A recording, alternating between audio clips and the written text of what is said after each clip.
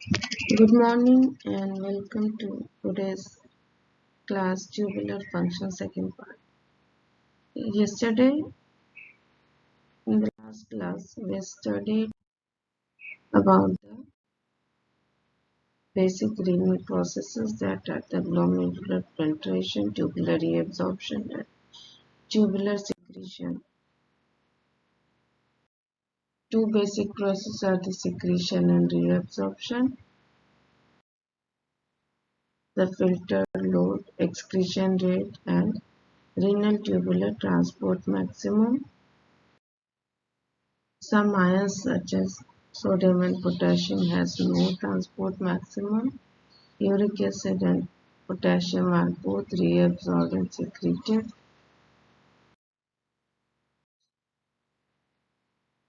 Of the 125 ml GFR, typically 124 ml per minute is reabsorbed. Tubular reabsorption involves the transepithelial transport. Transepithelial means both transcellular and paracellular pathways are involved.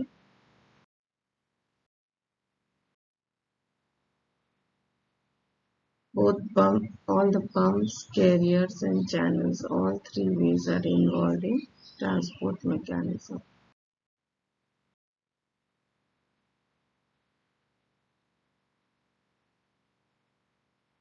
PCT reabsorbs about 70 to 85% of the filtered sodium chloride, bicarbonate and water and almost 100% of potassium, phosphate, amino acids and glucose. PCT secretes H plus about to some extent and end products of metabolism and harmful drugs and toxins. Loop of Henle. The thin descending segment of loop of Henle is highly permeable to water but relatively impermeable to solids, especially NaCl. About 5 to 10% of water is absorbed here. Thin ascending segment, it is impermeable to water but permeable to NaCl and urea. There is passive reabsorption of NaCl in this segment. Thick ascending segment, this is impermeable to water and solutes but actively reabsorbs NaCl by sodium potassium pump and sodium chloride potassium imported. 20 to 25% of sodium chloride and potassium are reabsorbed. DCT and collecting tubules reabsorb 5 to 20% of sodium chloride, bicarbonate and water. It secretes hydrogen and potassium via competitive process in exchange of sodium and bicarbonate. Yesterday we studied about the reabsorption and secretion of glucose and sodium reabsorption. Basically we study glucose reabsorption and sodium reabsorption. Glucose is completely reabsorbed in the PCT along with the sodium. Okay.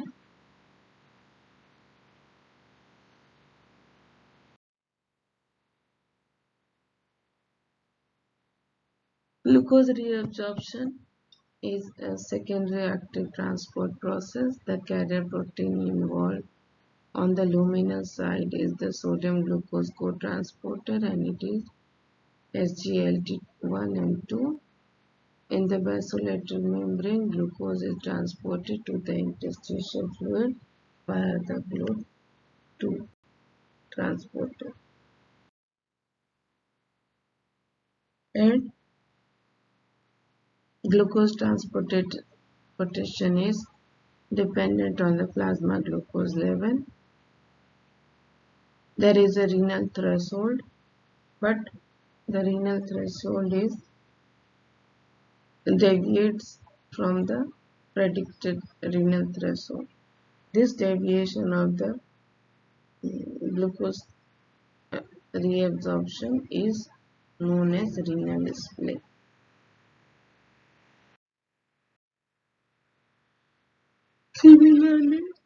Similarly, protein is reabsorbed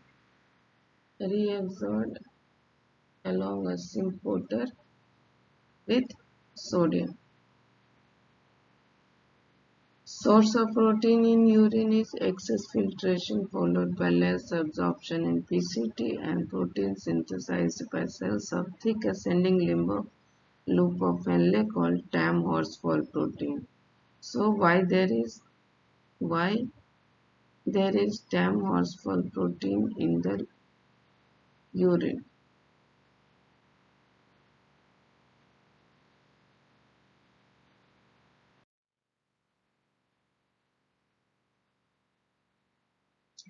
Sodium reabsorption is also a there is active reabsorption of sodium along with passive reabsorption.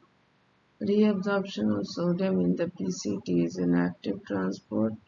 From the luminal side, it is passively transported along the symphoter from the cells to the interstitial space. It takes place via the sodium-potassium ATPase pump. In the loop of Henle, sodium is transported along the sodium chloride potassium symphoter, while sodium reabsorption in DCT and CT is in an antipoted mechanism where it is exchanged with potassium or hydrogen. Potassium and hydrogen competitively inhibit the absorption of each other.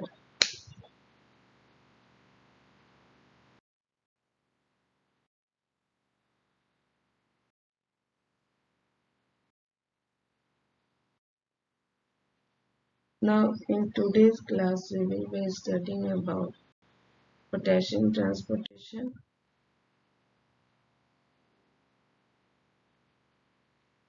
Potassium transportation.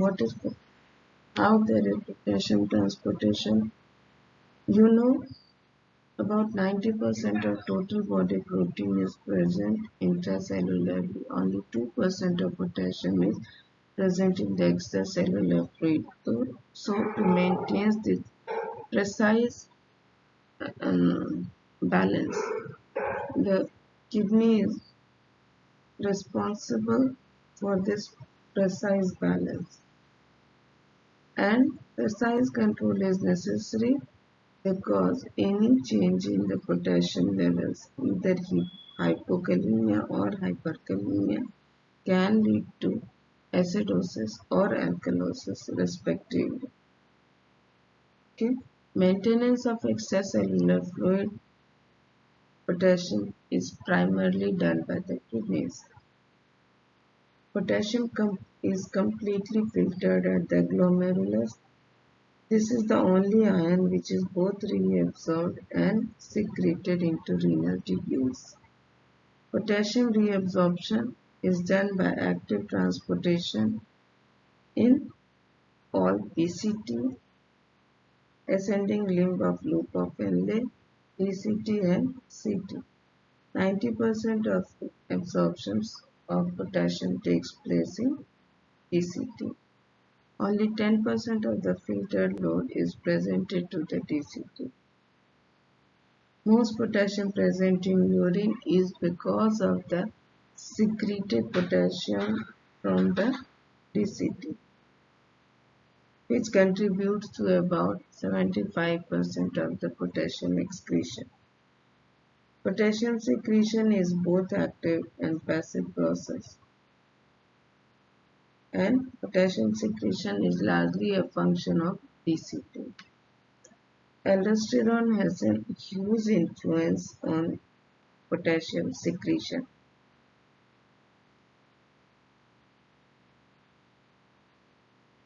There is a critical step in potassium secretion. And what is that? The critical step is active transport of potassium from interstitial fluid to DCT via sodium potassium ATPase. You know, sodium potassium ATPase act on the basolateral membrane. Sodium potassium ATPase pumps 3 sodium out of the tubular cells to the interstitial fluid, and it brings 2 potassium from the interstitial fluid to the tubular cells. This pump leads to increased intracellular potassium. Now, when the potassium reaches the tubular cells, from here there is passive diffusion of the potassium to the tubular lumen because of the along the concentration gradient. Okay.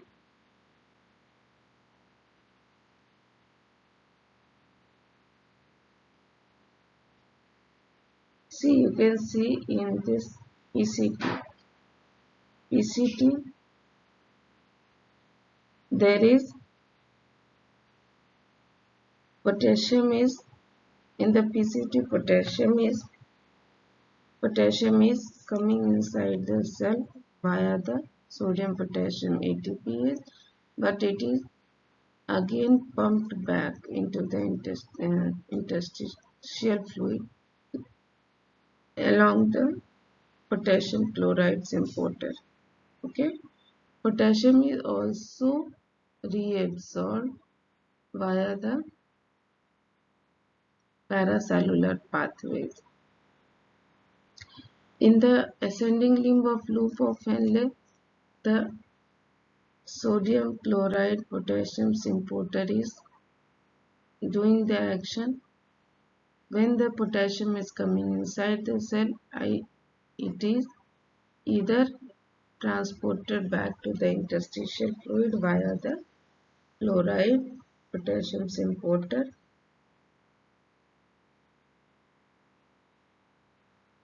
and in the collecting duct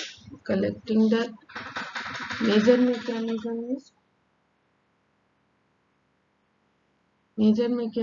is it is exchanged actively with sodium along with hydrogen. This is the sodium potassium antipode. Okay. Now the factors affecting potassium transportation. Some factors increase tubular secretion of potassium, while some factors decrease tubular secretion. The factors that decrease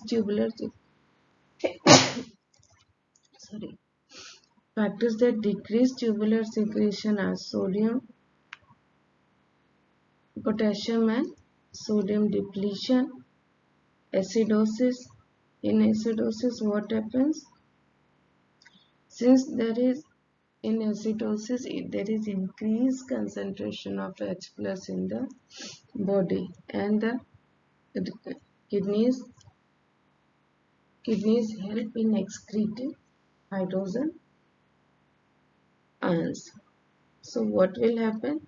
Since there is increased hydrogen to be expelled, more and more of hydrogen ions will be exchanged with sodium instead of potassium. Okay, and that also happens in which segment? In the DCT or in the collecting tubules. Also, when there is rapid tubular flow, there is less opportunity for potassium concentration to rise because of the rapid flow. There is less time for reabsorption, so there is decreased tubular secretion also.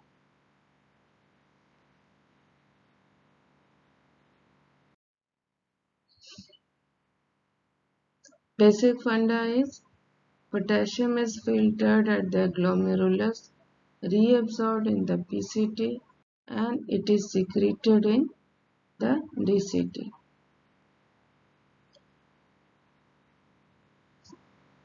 Some factors increase tubular secretion, and the factors are the alkalosis and the hormone responsible for increased tubular secretion of potassium is aldosterone. Why aldosterone increases potassium secretion? Because it increases the activity of sodium potassium ATPase. Also, it increases the permeability of the luminal membrane to potassium. Other hormones that affect potassium transport are the insulin and catecholamines.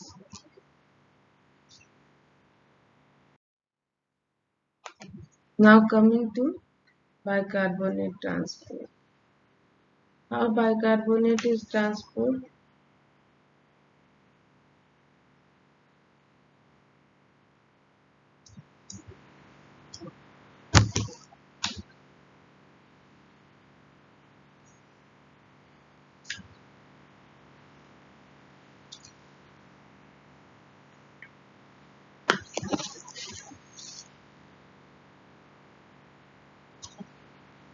One thing you will note that bicarbonate is the only ion which is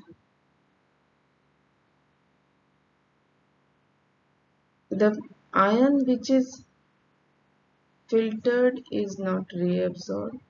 In fact, new bicarbonate is formed and the new bicarbonate formed is reabsorbed.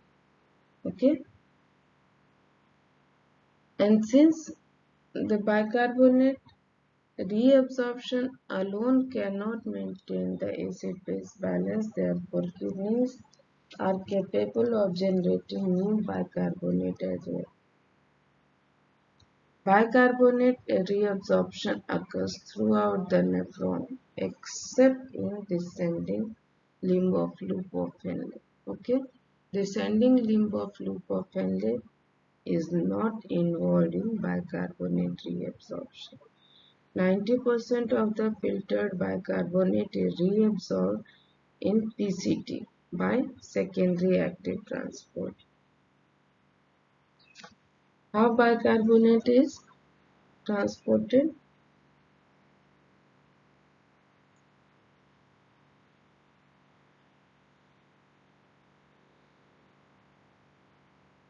The secreted H plus react with, since secreted H plus, see secreted H plus. Initially the bicarbonate which is coming into the lumen reacts with the secreted H plus and this forms H2CO3. H2CO3 in presence of carbonic anhydrase. Carbonic anhydrase which is present on the luminal membrane breaks the H2CO3 into H2O and CO2. Both H2O and CO2 is reabsorbed inside the cell. Inside the cell, the H2CO2 again reacts to form H2CO3 in presence of carbonic anhydrase. Now this H2CO3 again breaks down into H plus and HCO3 minus. H plus is exchanged with sodium. H plus comes back to the tubular lumen and the bicarbonate is absorbed from the basolateral membrane. Since this newly synthesized bicarbonate is reabsorbed across the basolateral membrane by a secondary active transport system. Along with secondary active transport system, in equimolar amounts of sodium. Okay, so you see the bicarbonate ion which has come into the lumen is not reabsorbed. In fact, new bicarbonate ion is formed and that new one is absorbed. The sodium delivered to the peritubular capillaries comes from the filtrate in the lumen, whereas the bicarbonate transported into the capillaries is synthesized within the PCT cells and is not the same bicarbonate which has been filtered.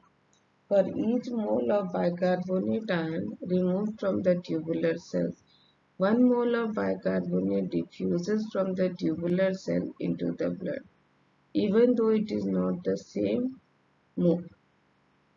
ion which has disappeared from the tubular field.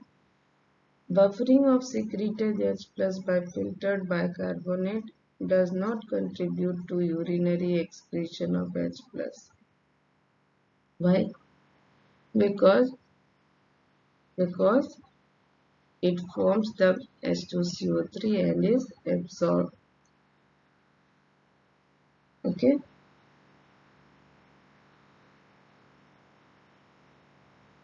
Now the remaining bicarbonate, only about 90% of the filtered bicarbonate is absorbed from the ECT. About 10 to 15% of the remaining bicarbonate is presented to the DCT and CT. Why? Because there is no reabsorption in the lymph Henle. About 10 to 15% of the filtered bicarbonate ion is presented to the DCT and CT, which is absorbed in exchange of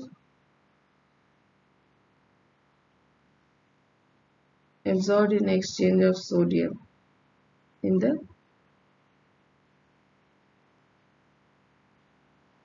DCT and PC. How it is absorbed? We have seen that in the DCT, sodium is absorbed in exchange of potassium or hydrogen. The hydrogen that is coming to the lumen is reacting with the bicarbonate ion, and in the same process, by the same process, the H plus is reacting with HCO3 minus and is forming H2CO3, and then H2O plus CO2 is formed in the presence of carbonic anhydrase that is absorbed. Okay.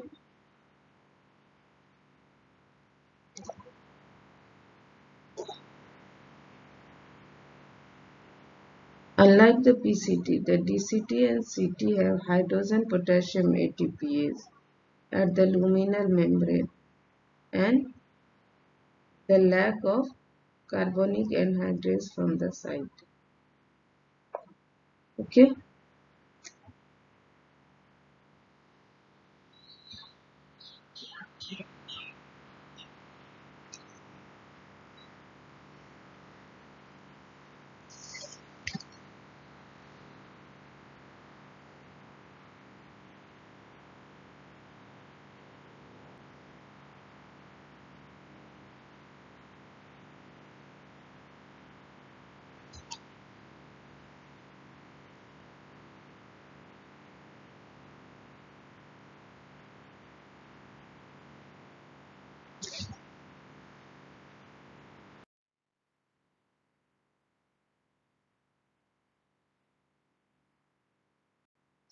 See, this is the pictorial diagram of bicarbonate absorption in the PCT. Okay. Now coming to H plus transport or H plus secretion. You have seen how H plus is secreted in the PCT. There is no extra mechanism for H plus secretion. In the When I was when sodium transportation was taught or bicarbonate transportation has been taught, you have seen that H plus was secreted. H plus was secreted from the PCT or DCT. In the PCT, how it was secreted? PCT was secreted in exchange of sodium.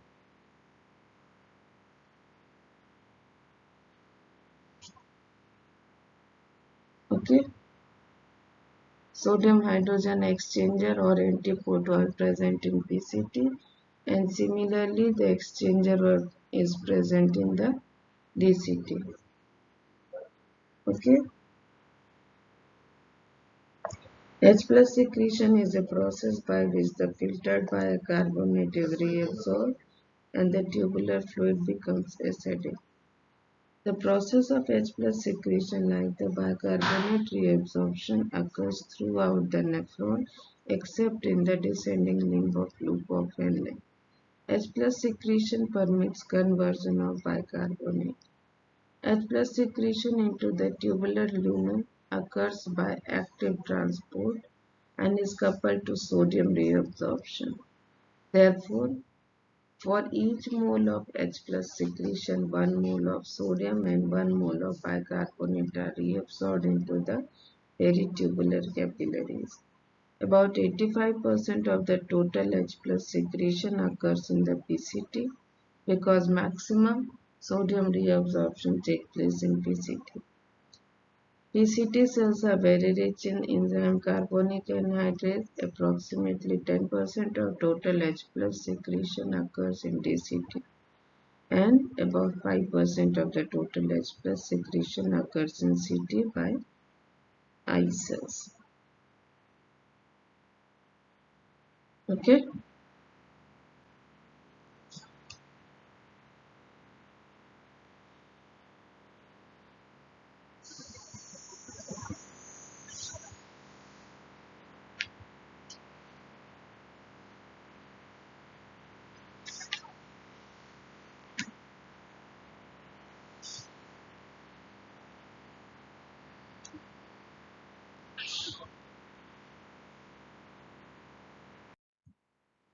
Now coming to the chloride transport.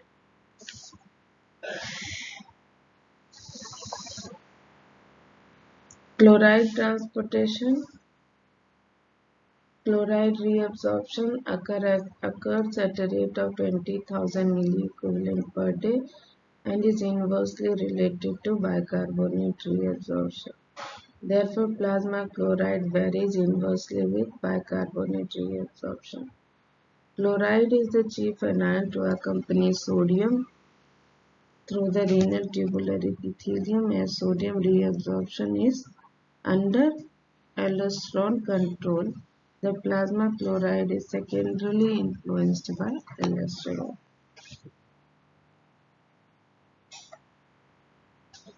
Chloride is transported both passively and actively. As the water moves out of the tubule secondary to sodium reabsorption, there is increase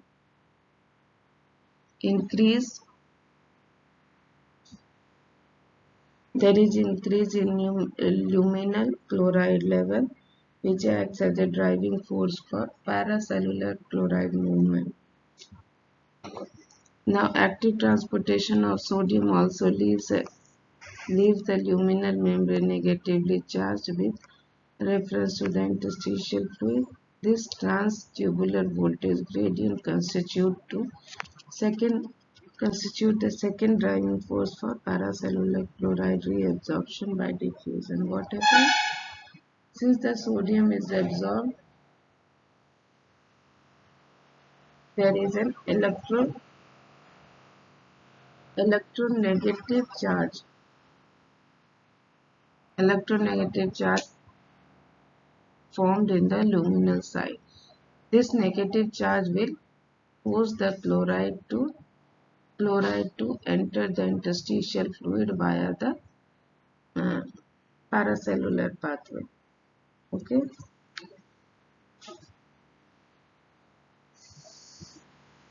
Also, as the sodium is absorbed, it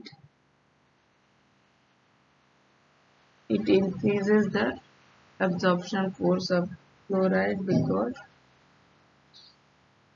since sodium is positively charged, it will attract the chloride ion, and the chloride will move via the paracellular pathway. So this is passive reabsorption of chloride along the electrochemical gradient in the PCT. Now the active transportation. Chloride is actively reabsorbed in the thick segment of the ascending limb. Where it is absorbed? Thick segment of ascending limb of loop of Henle via the secondary active transport, sodium chloride potassium transporter, located in the apical membrane. Okay, about when one chloride diffuses passively into interstitium. In the symporter, there is one sodium, two chloride, and one potassium. So when two chloride diffuses into the interstitium, along with two chloride, one sodium and one potassium is co-transported. Okay.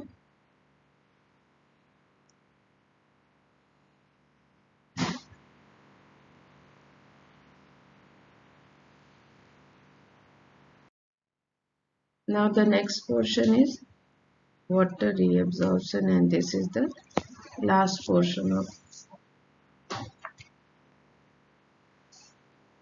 water movement across the membrane is determined by the hydrostatic and osmotic pressure difference. Water is reabsorbed passively along by diffusion along the osmotic gradient, which primarily is established by the reabsorption of sodium and chloride.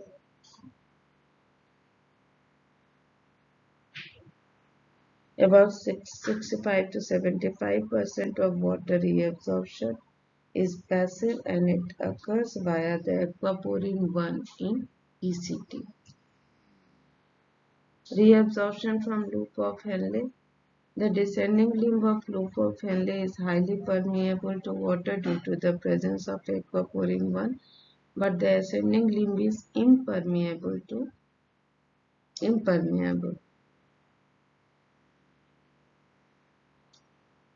In the ascending limb, water is impermeable.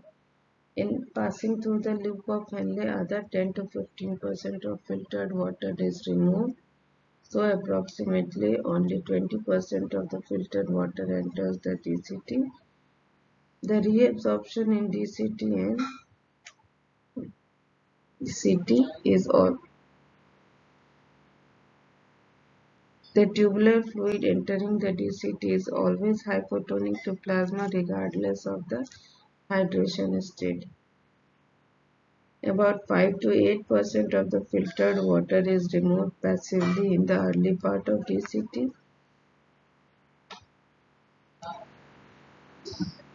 In the terminal DCT and CT, the osmolality in the tubular fluid changes according to water permeability of the tubule to ADH.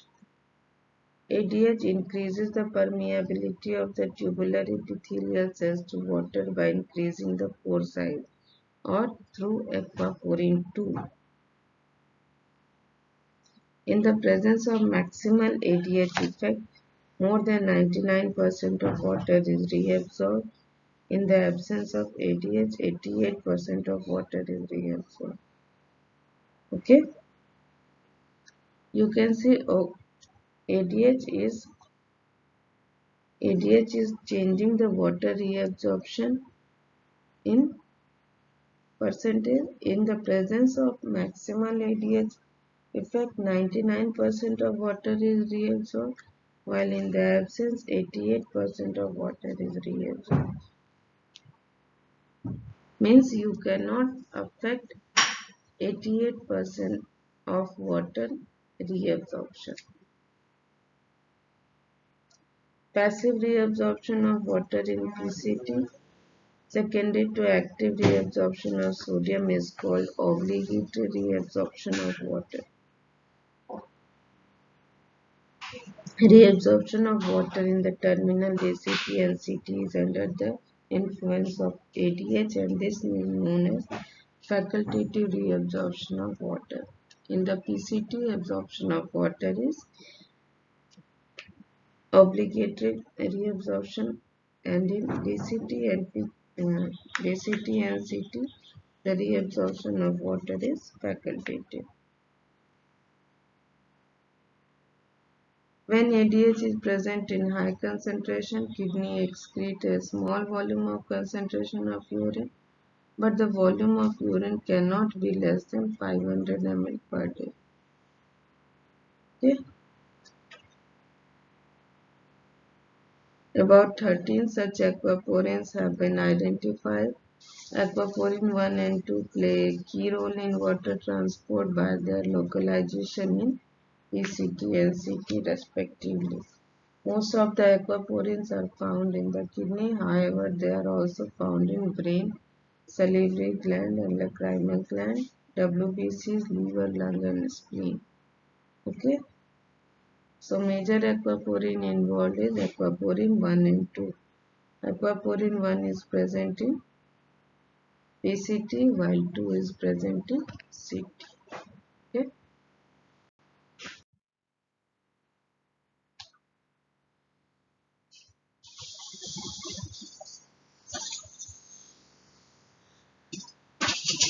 Go through this portion. Go through this portion